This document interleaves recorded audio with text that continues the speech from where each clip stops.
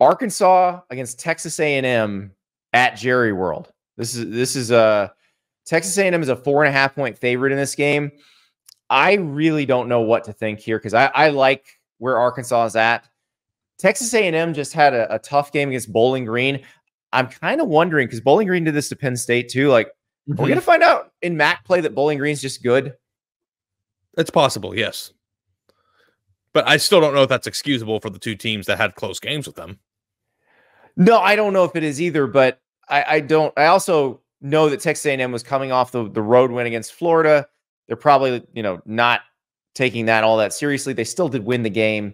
Now they absolutely must take Arkansas seriously because you've seen them almost beat Oklahoma State. You saw them go to Auburn and win. The way they won in Auburn was very impressive. Auburn can beat this team. Like, you should be scared if you're Texas A&M.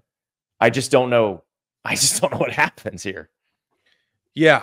I have a hidden, but not so hidden love affair with Arkansas this year. Like, I think that they are much better, and I still don't know that they're getting the credit that they deserve. And I think that if they wouldn't have lost to Oklahoma State the way that they did, think about the excitement. They would probably be a top 15 team right now. Yes. And this is a good time for our victory lap too, Andy. Like, we both called them money line last week. We were wrong a lot, but this game, we got that one. Yeah. We got that one. And I think that it was because Arkansas is better than they're getting credit for. Now, this is a very tough situation here. Like, I don't know exactly what Texas A&M is. Do we know what they're doing 100% with their quarterback on Saturday? Do we know like that? It's just like there's a lot of stuff that's up in the air, but Arkansas is a tough team. And like you said, their running back quarterback combination is about as exciting of a pair as you'll find in the entire sport this year. Yeah. And it's interesting because we don't know what A&M is going to be. I think the assumption is if Marcel Reed is still playing, if Wegman's not back, that you're going to be very run heavy. Now, the thing is, if Marcel Reed is the QB for Texas A&M, it's going to be a steady dose of him and Le'Veon Moss. They probably aren't going to do a lot of dangerous things. So Arkansas probably needs to understand that turnovers are not going to be as plentiful as they were against Auburn. And they better be careful because Arkansas made some mistakes in that Auburn game. Like, at the end of the first half, the teams were just trading turnovers. We talked about Harold Perkins being done at LSU. If you want to go in depth at LSU, the Money Game is streaming now on Amazon Prime. It follows a bunch of LSU star athletes last year as they navigate the NIL landscape. You're talking about Jaden Daniels. He's winning the Heisman Trophy. Angel Reese, as she's one of the biggest stars in women's college basketball, about to go to the WNBA. Livy Dunn, as she becomes, goes from LSU gymnast to global icon. It's very fascinating and right up the alley of the folks who watch and listen to this show. So if you'd like to watch the Money Game on Prime Video, click the link in the show description. Whether you're listening on podcast, watch it on YouTube, you click that link in the show description. It'll take you right there. If you are already an Amazon Prime subscriber, if you are not already a Prime subscriber, well, it'll help you get signed up. And you can watch the Money Game, and you can watch the Rings of Power and Thursday night NFL football and Fallout, you name it.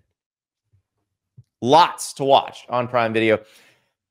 But that Money Game is really interesting and will help you kind of understand a little more of when we're talking about the NIL world, because they go very deep into it. And you get some just really interesting behind the scenes access. Mm-hmm. And if you do that against A&M and A&M's playing the way they've played the last couple of weeks, they're not going to just give it back to you. They're probably going to score some points. So you've got to be very careful there if you're Arkansas. Yep. And this is a neutral site game, right? So we don't have any tile field. Yeah.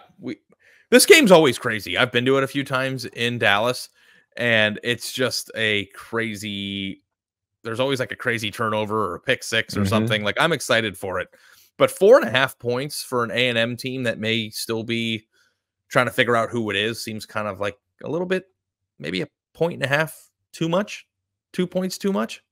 So you're going to take the Hogs? I think I'm going to ride the Hogs. I mean, I've picked Arkansas in every game this year, and I'm 3-1.